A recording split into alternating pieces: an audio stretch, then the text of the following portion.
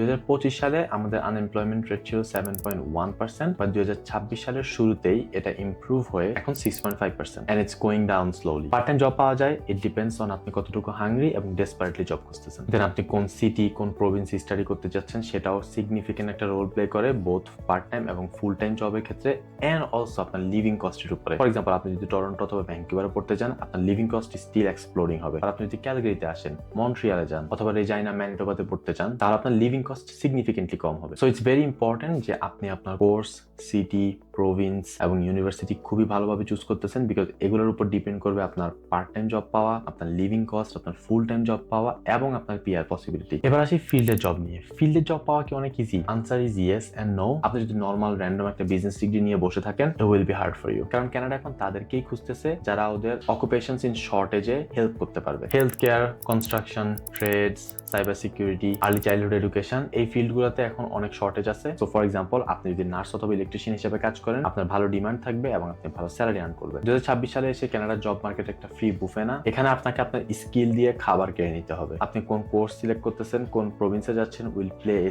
significant role in getting a good and well paid jobs